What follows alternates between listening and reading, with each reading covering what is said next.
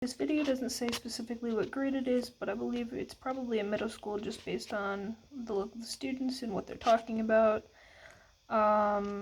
This is a language arts classroom. If we want to go back to my PowerPoint, thank you. So we're all going to get up, get moving a little bit. If you guys want to stand up before you do, so what's going to happen, we're going to have a projected slide that just has a little excerpt of text, and we're going to decide if it's narrative or nonfiction. So if you think what it is narrative, then you're going to move to this side of the room. If you think it's nonfiction, then move to this side of the room. This is an activity I really like. I've seen in some of my field placements before, teachers do things like this, and it usually ends up really well, especially for middle schoolers, getting to stand up and walk around and just get all that energy out while learning about narratives in this case, I think is a very good idea. Does that make sense? Okay, everybody get up.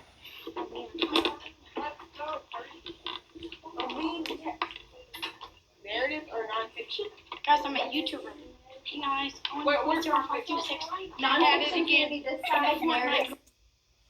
Okay, so this kid's kind of messing around, so I'm gonna fast forward a little bit. Because bullying is something that's like real. So would that be nonfiction? No. Okay, there could be real elements of narrative or nonfiction.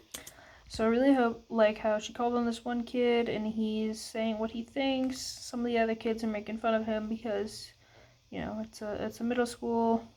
I feel like something that happens a lot.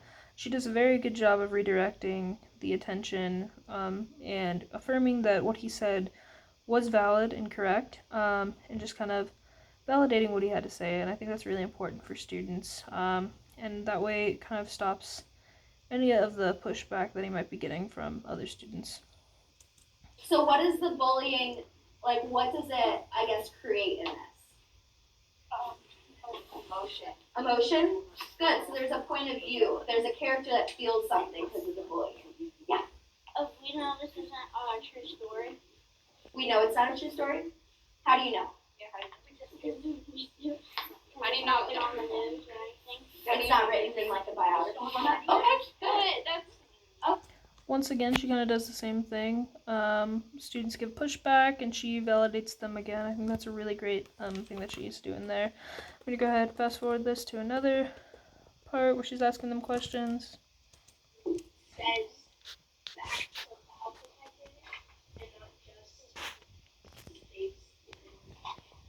Yeah, so there doesn't really seem to be like a point of view. It's more just giving you information. Okay, yeah.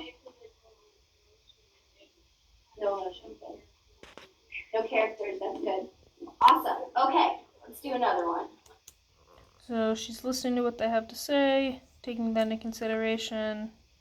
Once again, I really like this activity and I think she's doing a good job. Good.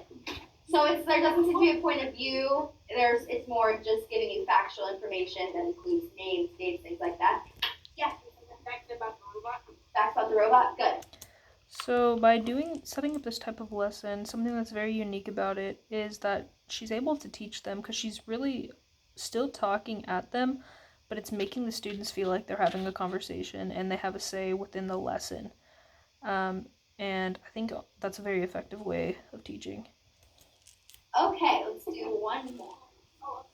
After filling her account, instead she cries with constant headaches and weakness compares and wanting them all to love her.